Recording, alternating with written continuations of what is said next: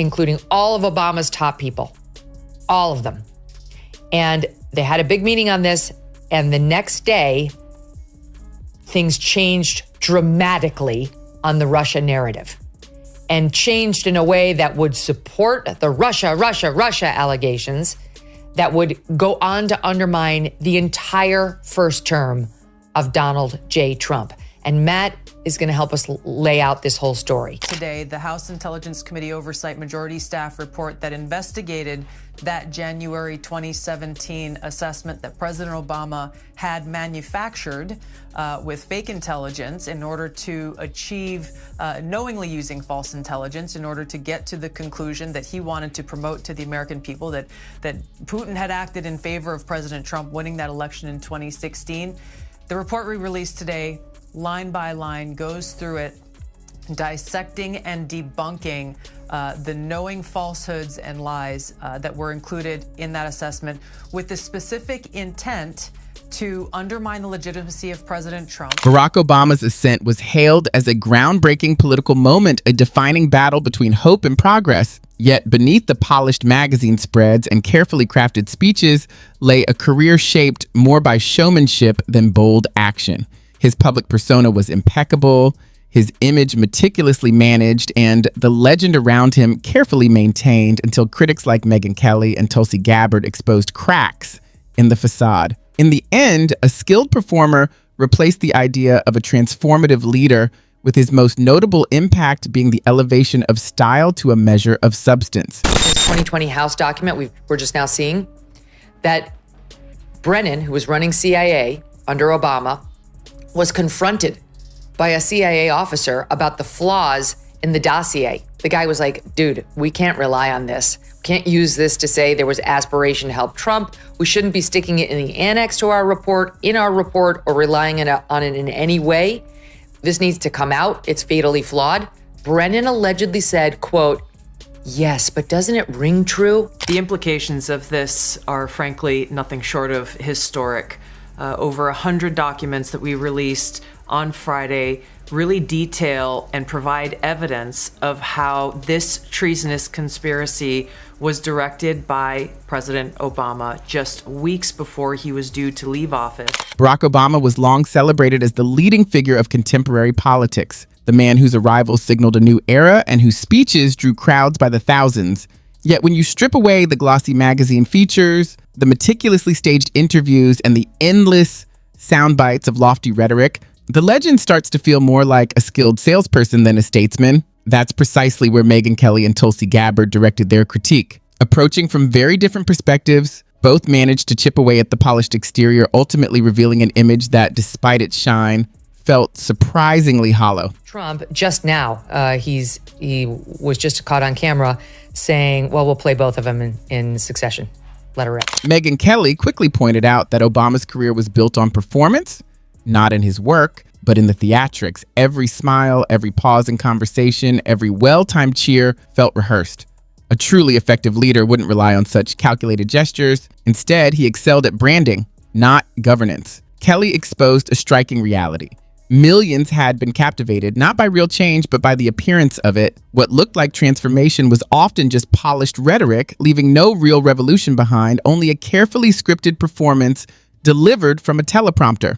You learned that intelligence community assessment of January 17 was set to downplay Russian interference in the 16 election. And then after a meeting with Obama and the top intelligence community officials, or at Obama's direction at least, the intelligence community did a complete 180 and played up Russian interference. Tulsi Gabbard took the critique even further, examining how the man who campaigned on ending wars and curbing corruption became one of the most ardent defenders of the status quo. Instead of reducing conflicts, the wars escalated. Promises to hold Wall Street accountable vanished as financial elites received bailouts and protection. Ordinary Americans who had believed they were voting for change watched the familiar system persist, powered by the very forces Obama had vowed to challenge. Gabbard portrayed him as the quintessential establishment figure, a leader who spoke of hope while quietly upholding the very power he had pledged to reform. This is not a Democrat or Republican issue. This is an issue that is so serious it should concern every single American because it has to do with the integrity of our democratic republic. What we saw occur here, as the documents we released detailed, was that we had a sitting president of the United States and his cabinet and leadership team, quite frankly, who were not happy with the fact that President Trump had won the election, that the American people had chosen Donald J. Trump to be the next president commander-in-chief of the United States. Kelly exposed how the cult of personality surrounding Obama reinforced this perception. The media treated him more as a celebrity than a political leader, crafting stories that turned him into a cultural icon while ignoring the substance of his policies. Flaws in his administration were hidden beneath the spectacle of his leadership.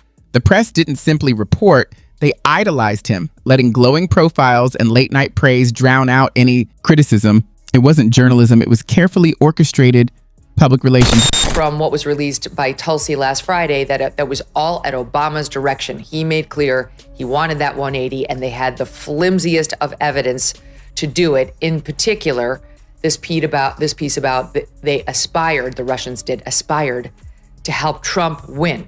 So you and I talked about that earlier this week and what they did. Gabbard underscored the sting of betrayal. She reminded audiences that it was grassroots enthusiasm, the hope that Obama would challenge the entrenched system that fueled his rise. Yet, by surrounding himself with establishment Democrats, corporate elites, and seasoned advisors, he left those very supporters feeling abandoned. The man who promised to curb Washington's influence had, in truth, pledged loyalty to the very system that elevated him. Kelly was quick to dismantle the idea of Obama as a unifier.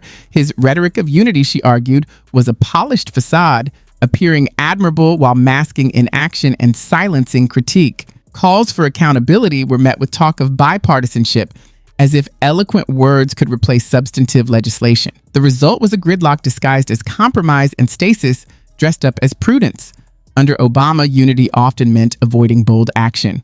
Gabbard also challenged his international legacy.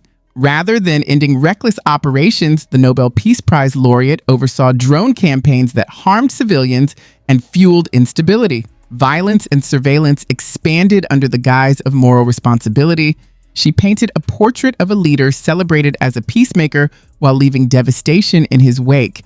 In her view, Obama was less a visionary and more a deliberate contradiction, a figure capable of inspiring global audiences while leaving behind disillusioned citizens and destabilized regions. Rather than a transformative president, he became a political product, a lifestyle brand dressed as leadership. And as the initial excitement faded, the promised revolution felt less groundbreaking, much like the overhyped innovations it mirrored. This document was then used as the foundation for everything that came next. It was essentially a years-long coup that was launched against President Trump before he even had the opportunity to take his oath of office and be sworn in as President of the United States. So, as you know, there was a Mueller investigation that went on for years, cost taxpayers nearly $40 million.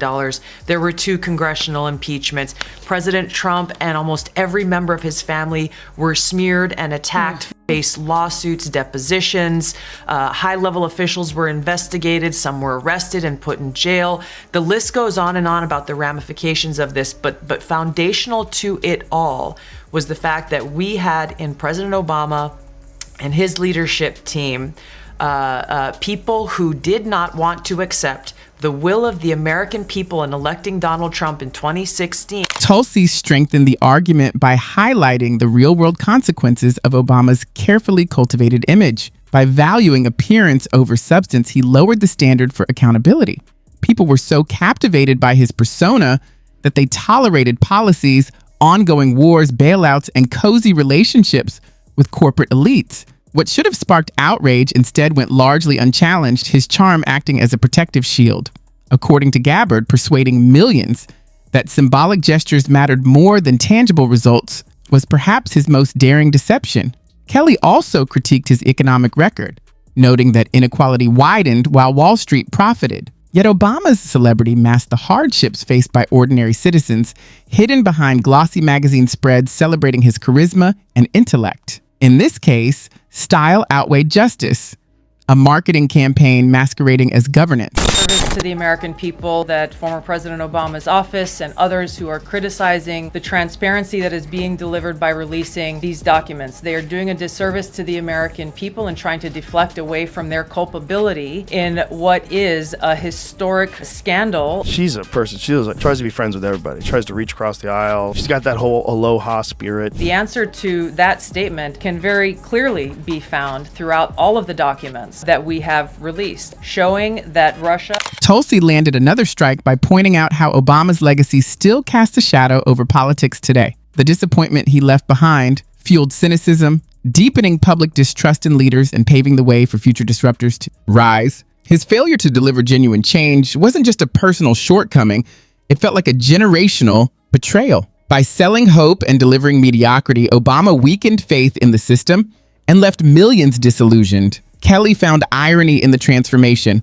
The man who once positioned himself as a challenger to the establishment became its most loyal defender. Once hailed as the future, he ended up being treated as part of the past. The halo that had protected him for years faded, leaving behind not a revolutionary leader, but a packaged product designed, polished, and marketed to a public eager for novelty. His speeches were the glossy wrapping, his image the perfect bow. But inside the box was nothing more than recycled politics with a fresh label. Some are addressing this fact that there was a shift, a 180-degree shift from the intelligence community's assessment leading up to the election to the one that President Obama directed be produced after Donald Trump won the election that completely contradicted those assessments that had come. Kelly underscored Obama's fixation on admiration, his vanity, and constant pursuit of cultural relevance. Gabbard, meanwhile, exposed the deeper betrayal beneath every hopeful promise. The same unchecked system carried on without real challenge. Together, they stripped away the myth and uncovered the plain truth. Barack Obama was not the change America had been waiting for. He was the salesman who convinced a nation that charm could stand in for courage, that image could substitute for leadership, and that inspiration alone was enough to build a legacy. And once that illusion faded, it was gone for good. Kelly mocked how the media elevated even trivial moments into grand narratives, rewriting history as it unfolded. A casual family outing to an ice cream shop was spun as proof of his relatability. His ability to make a basketball shot was reframed as evidence of broad appeal. But as Gabbard pointed out, this wasn't true leadership. It was marketing disguised as goodwill. His real legacy lay not in transformation, but in crafting a kind of political art made entirely of optics. So they call this meeting with all the Obama top people, and no revised PDB has been issued yet. No revised intelligence community assessment has happened yet. The last thing that happened in the intel community was, we're going to tell them that there really was no significant Russian interference, at least insofar as election apparatus goes. And FBI said, we're out. We're going to issue our own. And then Clapper said, all right, well, let's just pause everything. Then everybody gets together. Right after that, before any revised intel happened, before anything happened, they began leaking to the media. WAPO, New York Times, CNN, saying something diametrically opposed, saying, Russia interfered. Kelly reminded audiences that Obama's image was just as inflated as his supposed brilliance. He could glide through a teleprompter speech with practiced ease, but the moment he moved off script, the magic faded. Even when the content was shallow, the media treated those rare unscripted moments as if they were profound, Kelly noted. It was the cult of Obama that turned ordinary remarks into sacred texts. Yet behind the applause lay an undeniable truth. His administration was riddled with contradictions and compromises that never matched the grandeur of his words. Gabbard sharpened the critique by steering back to foreign policy, where the illusion collided with reality.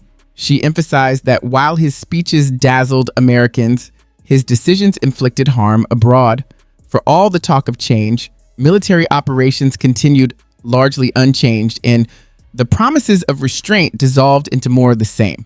Gabbard made clear that Obama's foreign policy was not progress, but a continuation of the status quo under a new voice. Speaking of Barack Obama, he decided to drop a post on X today, and I thought, okay, maybe in the wake of the Pete Hegseth presser, he's going to say something like, no matter how you feel about the Iranian strike, hats off to our, boys in blue, our guys in the bombers.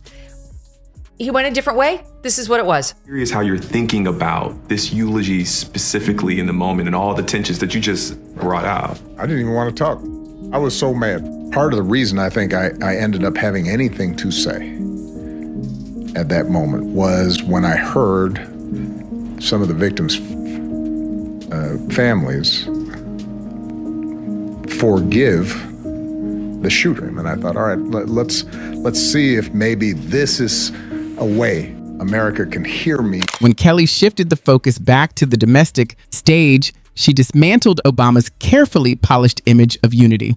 Though he often spoke about bridging divides, the reality was starkly different.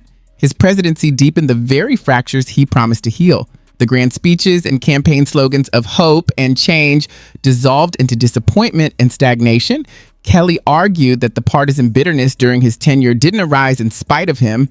It thrived because of his failures. But what looked like intimacy with the public was just another marketing device. Much like the magazine covers, choreographed interviews, and late-night applause that had elevated him into a cultural brand rather than a political leader. This was where Gabbard re-entered the conversation, exposing the hollowness of Obama's reputation as a reformer. He had the chance to fight corruption, overhaul campaign finance, and confront the entrenched relationship between legislators and lobbyists. Instead, he aligned himself with the very insiders he once claimed he would challenge. Gabbard emphasized that his most notable skill was not reform but preservation, keeping the system intact while entertaining the public with soaring rhetoric. The contradiction became even sharper when Gabbard addressed his role on the global stage. Here was a man who had been awarded the Nobel Peace Prize, praised as an international statesman, yet who expanded drone strikes, escalated surveillance, and surrounded himself with millionaires. He lived comfortably in elite circles while presenting himself as the champion of ordinary citizens. The irony was painful. The self-styled advocate of the common man had become a polished member of the global elite. Both Kelly and Gabbard drove home the same conclusion. Obama's wealth, influence, and charm were not proof of sincerity, but a facade. Beneath the packaging of unity, hope, and reform lay a politician who protected the system more than he ever challenged it.